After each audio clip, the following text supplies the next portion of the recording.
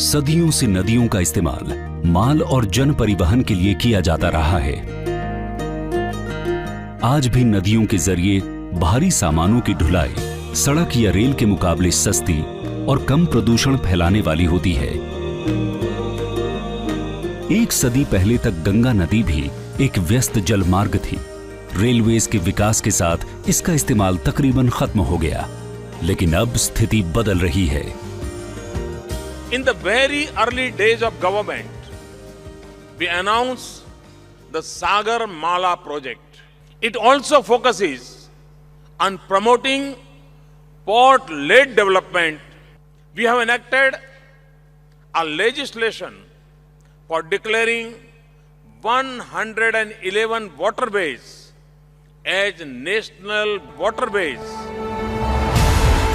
माननीय प्रधानमंत्री के स्वप्न को सागरमाला एवं जलमार्ग विकास द्वारा साकार करने का प्रयास तेजी से जारी है।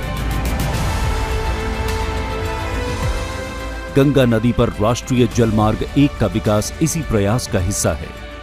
हालांकि तीर्थराज प्रयाग से हल्दिया तक लगभग 1620 किलोमीटर के हिस्से को सन 1986 में ही राष्ट्रीय जलमार्ग घोषित किया गया, लेकिन इसके विकास की दिशा में कोई खास प्रगति नहीं हो पाई। परंतु वर्तमान सरकार के आने के बाद इस जलमार्ग के विकास के लिए समन्वित प्रयास किए जा रहे हैं।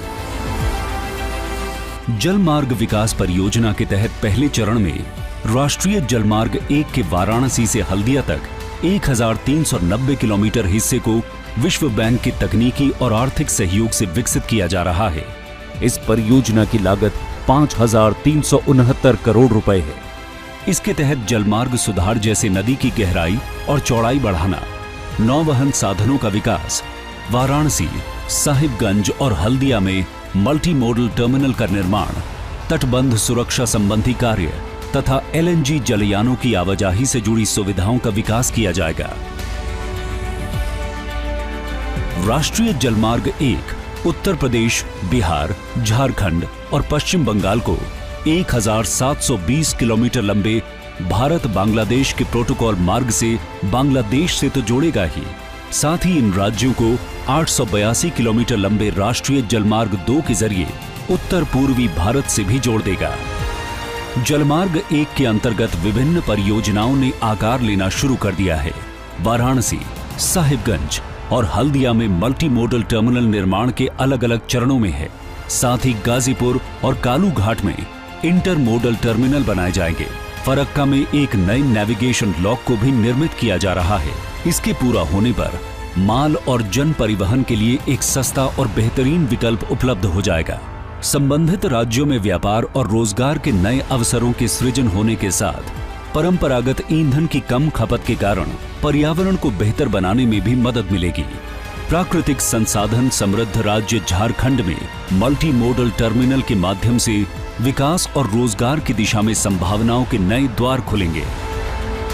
इस मल्टी मॉडल टर्मिनल के निर्माण में 467.9 करोड़ रुपयों की लागत आएगी।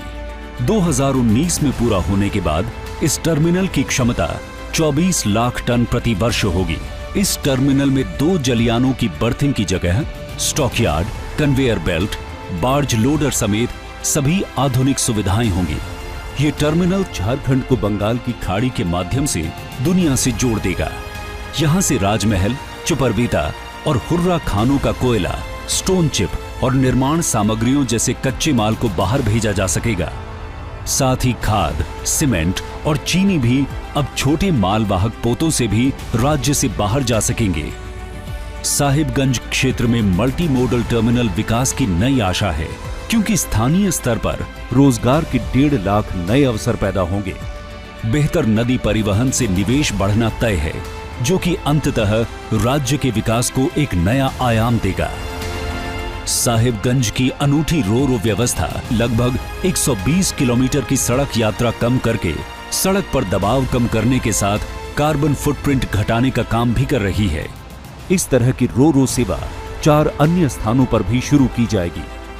सन 2022 में पूरी तरह बहाल हो जाने के बाद राष्ट्रीय जलमार्ग 1 भारत की सांस्कृतिक पहचान गंगा नदी के लिए एक नया सवेरा लेकर आएगा।